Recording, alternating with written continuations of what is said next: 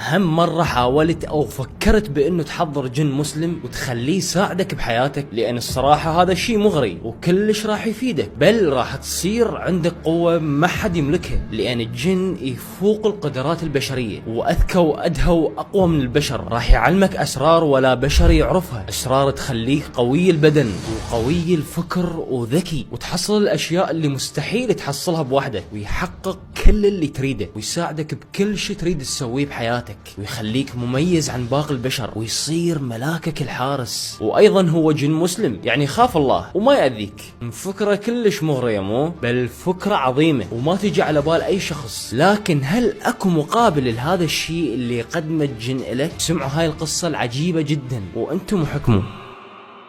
القصة اجتني من شخص مجهول ما انطانا اي معلومة، فقط اسمه ماجد. بس الصراحة الاشياء اللي مر بيها وقفت عقلي. يتكلم ماجد ويقول: كنت من الاشخاص اللي يحبون يجربون كل شيء بالحياة حتى لو خطر، لكن ما توقعت راح اجرب هاي التجربة اللي غيرت حياتي حرفيا وراح تصدمكم. طبعا انا ملتزم دينيا ودائما اصلي صلاة الفجر بالمسجد. بمرور الايام تعرفت على شخص بالمسجد، وكنا دائما نلتقي بعد الصلاة ونتحاور بامور الدين وبواطن القرآن الكريم.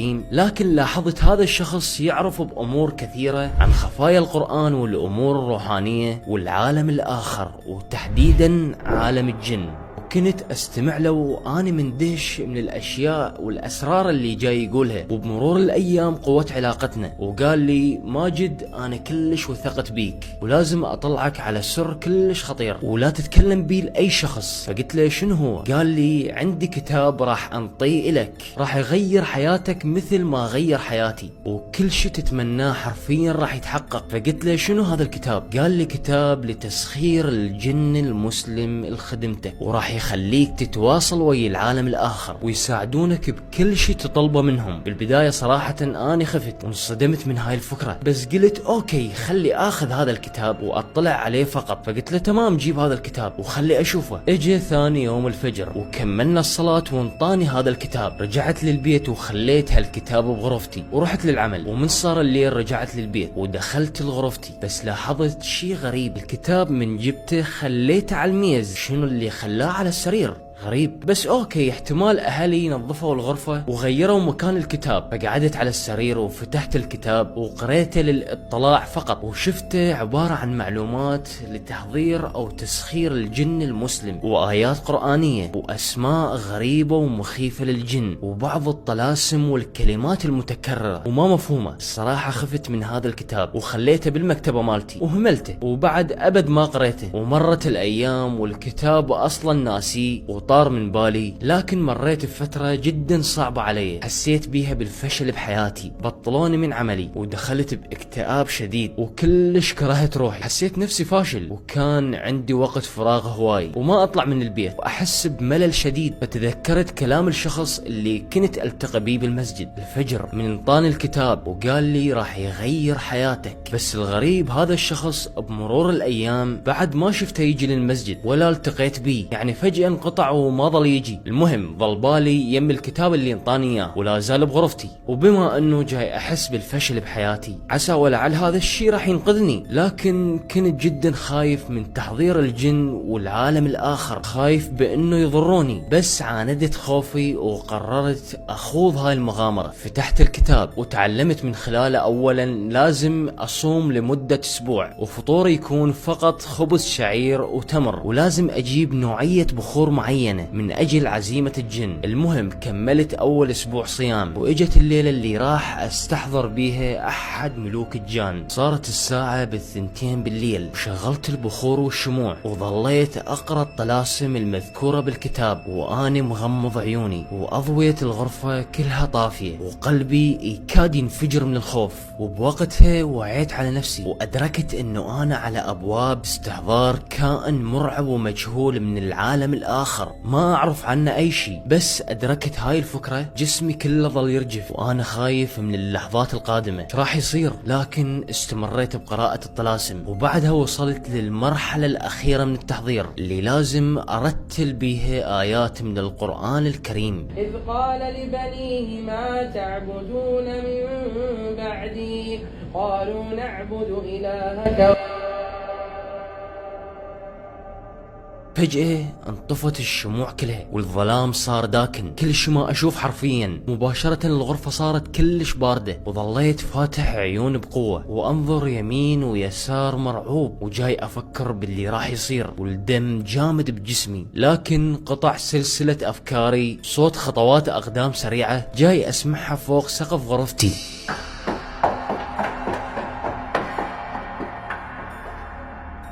فكنت قاعد ومن سمعت الصوت نهضت مباشرة وردت افتح باب الغرفة حتى اتأكد منو اللي فوق، لكن الكارثة باب الغرفة ما ينفتح رغم الباب ما مقفول. حاولت بكل قوة بس ماكو فايدة، وكأنما اكو شي ساد الباب بقوة. فرجعت المكان وقعدت، واذا بي احس بانفاس دافئة على رقبتي. التفتت لي ورا لكن ماكو احد. بهالاثناء حسيت بايد باردة مسحت على خدي ومسكت شعر وجرتها كلش حيل. صرخت صرخة قوية من الالم والخوف، وقمت وظليت اتراجع بسرعة لي ورا الى ان وصلت للحائط وخليت ظهري عليه. شنو هاي الورطة اللي ورطت نفسي بيها؟ وبعدها صوت الخطوات ظل يعلى اكثر، وصوت انفاس قوية وسريعة بداخل الغرفة. حسيت بهواء قوي جاي يصير بالغرفة، واصوات اشياء غريبة ظلت تصير. وفجأة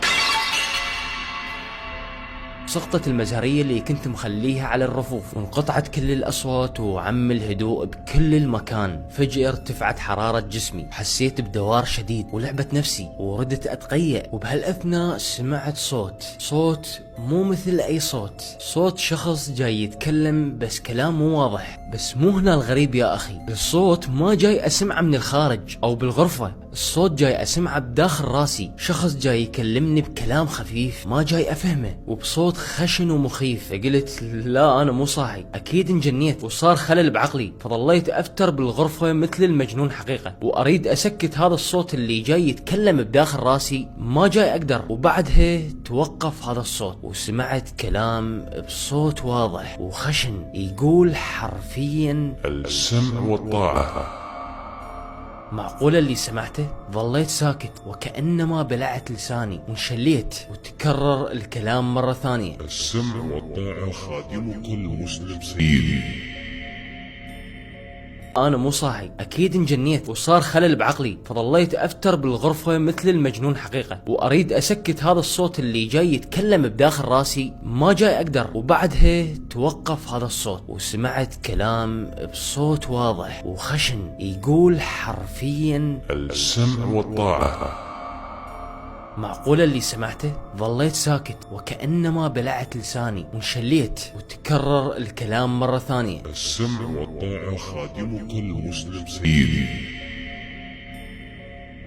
من هاي اللحظة ما أدري شنو اللي تغير بي، راح الخوف كله من داخلي، وأدركت شنو القوة اللي حصلت عليها. من بعد هذا اليوم ظليت أتواصل وأتكلم مع الجن من دون ما يحس بي أي شخص، وتعلمت الكثير والكثير من الأسرار والخفايا الصادمة عن الحياة. علمني كيف التعامل مع البشر وجذب قلوبهم، وازدادت محبة وتعلق الناس بي. وبسبب الصراحة حصلت على الكثير والكثير من الأموال، وزاد رزقي وكثرت فرص بالحياة. صدقوني وصلت لمرحلة إذا أحتاج فلوس أمد إيدي بجيب بنطلوني ألقى الفلوس اللي محتاجها بالضبط، لا زايد ولا ناقص. وعلمني أستعمل حيل للسيطرة على البشر وإقناعهم بأي شيء أريده، وازداد نجاحي وكبرت مكانتي بالمجتمع. وحرفيا أي شيء أريده الجن يحققه لي. وبعد ما استمريت لمدة 3 أشهر على هذا الحال، بدت أمور غريبة تصير وياي. صرت ما أقعد الصلاة الفجر، أظل نايم، وحتى من أخلي منبه أو أوصي أهلي يقعدوني ما أقعد، وأتهاون بجميع الصلوات أو أصليها متأخرة، وقل التزام الديني وما أعرف شنو السبب. وأيضا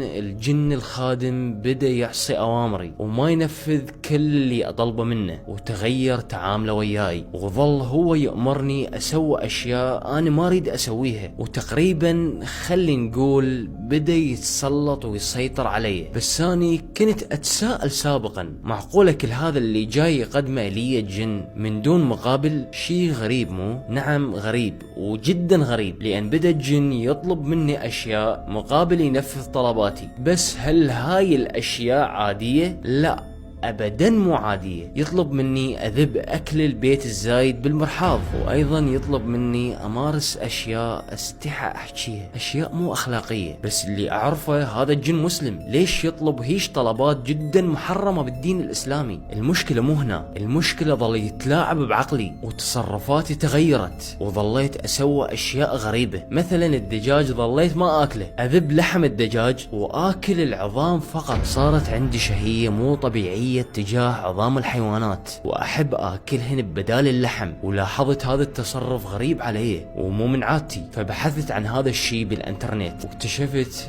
انه العظام هي الغذاء او الطعام الرئيسي للجن. هذا الشيء اللي صدمني، يعني الجن جاي يتغذى على العظام من خلالي باستعمال جسدي. وظليت ما اشتهي اي طعام، وايضا طاقتي صارت ضعيفة واحس مخنوق على طول الوقت. وايضا كثرة الكوابيس المرعبة بمنامي، بحيث مرة كابوس من الكوابيس حلمت بالليل.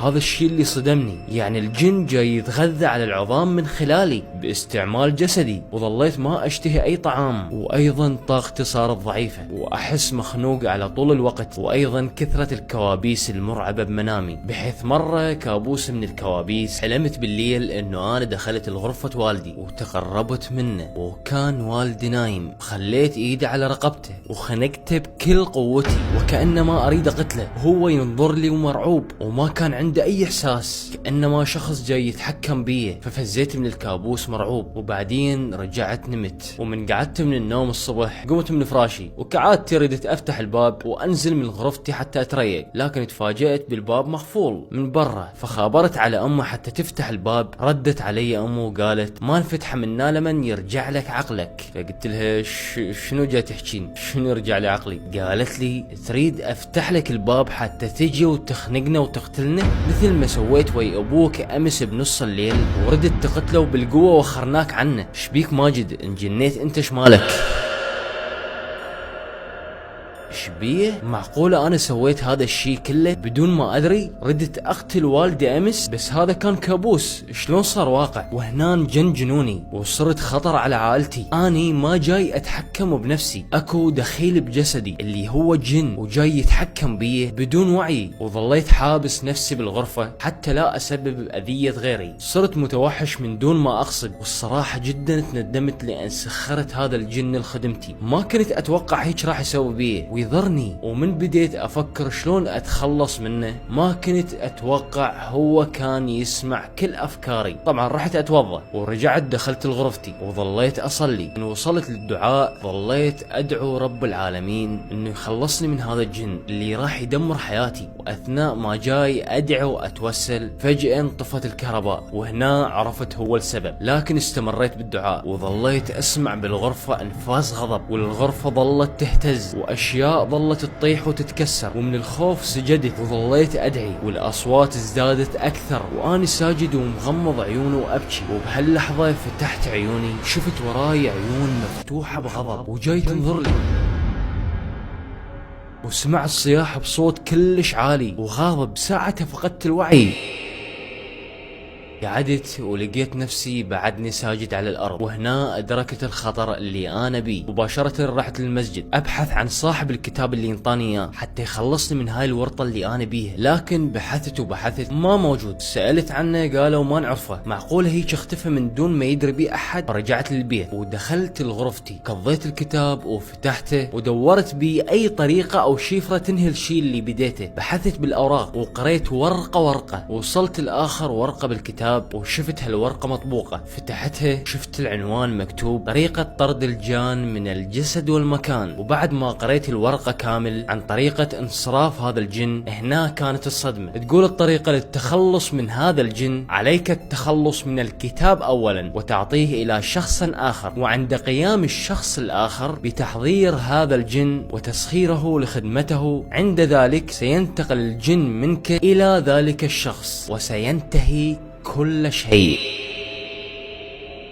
يعني الشخص اللي كان يجي لصلاة الفجر وانطاني الكتاب واختفى بعد هذا الشيء، هو كان يريد يتخلص من الجن اللي مسيطر عليه، فتخلص منه من خلالي وطحت بالفخ. ما كانت قدامي غير طريقة إلا وإنه أتخلص من هذا الكتاب من خلال إقناع أي شخص آخر حتى يحضر هذا الجن وينصرف من عندي. وفعلا وللأسف انطيت هذا الكتاب لشخص آخر وقدرت أتخلص من هذا الجن، ولحد الآن ضميري أنبني ومتندم على هذا الشيء اللي سويته. ولهنا تكون انتهت القصة. طبعا الكثير من الأشخاص يظنون استحضار أو تسخير كائن من العالم الآخر شيء مفيد راح يغير حياتهم للأحسن ويحققون كل شيء يردونه، وما يدرون شنو تكون العواقب على هذا الفعل، وما يدرون ايش قد هالشيء خطير على حياتهم، وينسون عندهم رب حقق لهم أي شيء يردونه لو آمنوا به إيمان تام وطلبوا منه بنية خالصة لله. ايش قد مخجل من ما تطلب حاجاتك من الله تطلبها من كائن الله عز وجل هو اللي خلقه. عجيب يا أخي. أوكي، لهنا وصلنا لنهاية الحلقة، أتمنى يا رب عجبتكم. إذا عجبتكم